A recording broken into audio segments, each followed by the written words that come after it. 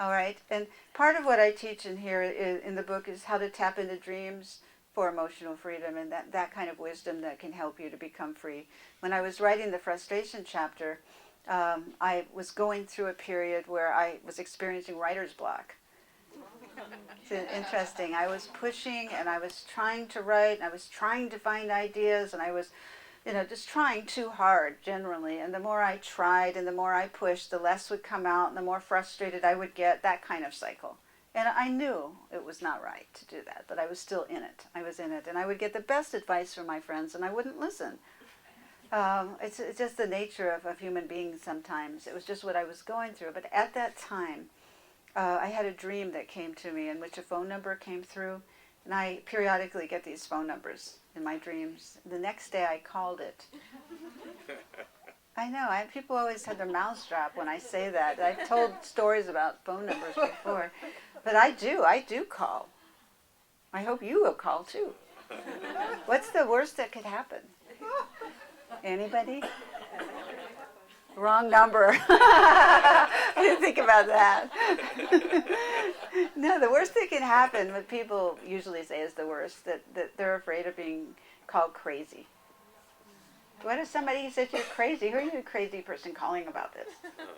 So what? It doesn't matter if other people think you're crazy. It really doesn't. It doesn't. Forget it. It doesn't make any difference. Plus, they don't think about it that much. But anyways, I do call, and I encourage you to call, and I encourage my patients to call. Sometimes I've had sessions with patients who have had such a dream, and they don't have the courage to do it on their own, so in my office, they call. And then we see what happens. You never know what's going to happen. I had one patient, actually, who did this, and she was so worried about calling. And so I was with her, and she called, and she got this really old lady on the phone, and the old lady said, "I just got back from the hospital. I'm all alone. And it's so nice to hear a voice." I know. So you never know. I mean, she would have missed out on that had she not called. As they say, call, take the risks. But anyways, I was going through this frustration period, and I had the dream about the phone number, and I called, and a man picked up the phone, and he said, "UCLA labor and delivery room."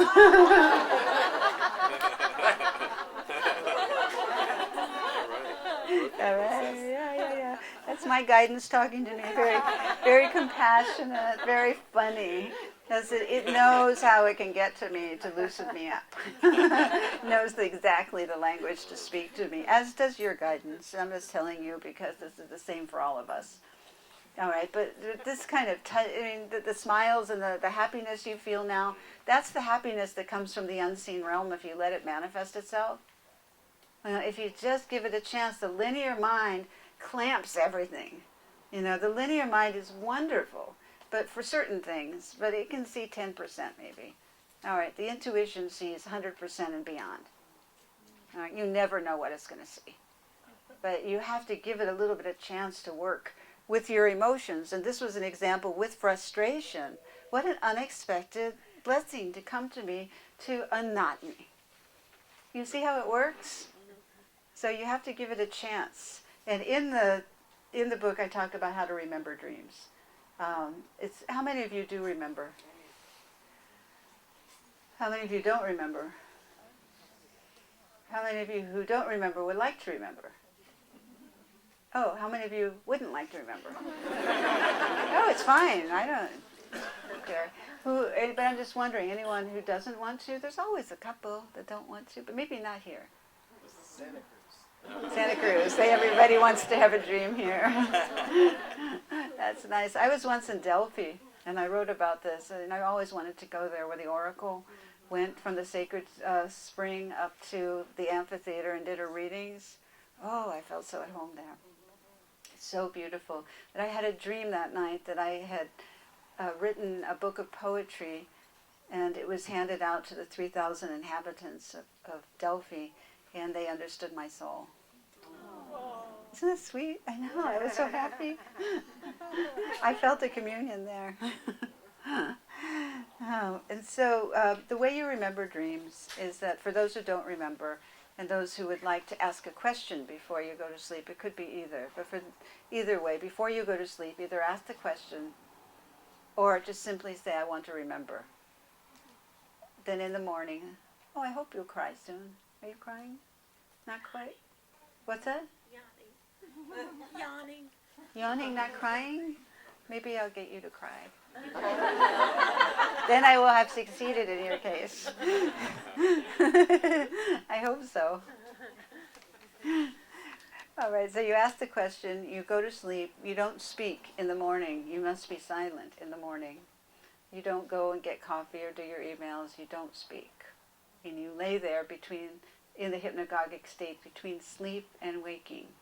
It could be any color you want. It could be purple, it could be clear, it could be anything, but you just have to let it be. And in that state, you just allow whatever comes in, write it down without analyzing. The mind will say to you, this is so weird, it doesn't mean anything. All right, that's what the mind always says. So just know that and don't listen. Get it down and then remember and apply it to the question. And if your request was just to remember, be thankful. Because it's important that you remember. We dream 5.5 years of a 70-year lifespan. And think of all that amnesia that most people have for the dream time. But the dream time can help you to become emotionally free. And there are many types of dreams we have in common. Such as the dream that you're taking a test and you don't know the answers. Such as you're naked in front of a crowd and you feel exposed. Such as you're driving your car and pumping your brakes and you're out of control.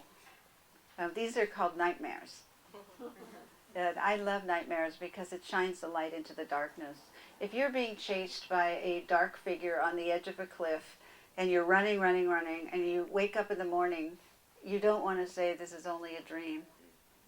You want to be able, in your waking life, to look back and see who that dark figure is so that you can free yourself from it. So dreams allow you this kind of freedom if you can work with it.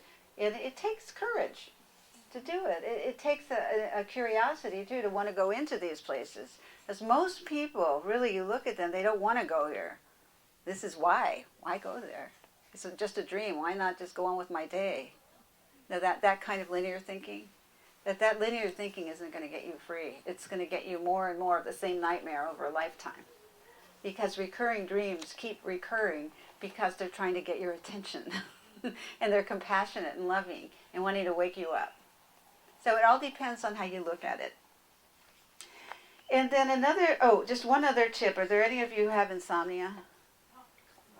Oh, a lot? Or difficulty sleeping? Difficulty getting to sleep? All right, that's good. Because you need to get a restful sleep. And there's so many tips in here about it. But one tip in particular you probably haven't heard of. It's on page 68. And I'll just hold it up, but you can find it in the book. It's a little diagram on the bottom. And what that diagram is of the delta brain waves of sleep. And these are the deep sleep waves. If you attach an EEG to your head and to your brain, what you'll measure during deep sleep are the delta brain waves. And so before you go to sleep, look at this diagram, just very lightly, so that you can entrain the brain to go to the deep waves of sleep. It's a visual. It's like setting your intention in your brain to go to a certain place. So don't force it, don't look at it too intensively, but just allow it in your consciousness and then close your eyes. All right, and then see what happens. It really helps a lot of people. And as a tip, you try it, you'll like this. It's very nice. It's too simple, isn't it? Mm-hmm. Yes, you like the more complex solutions. But this is a simple one, so just try it and accept it in its simplicity.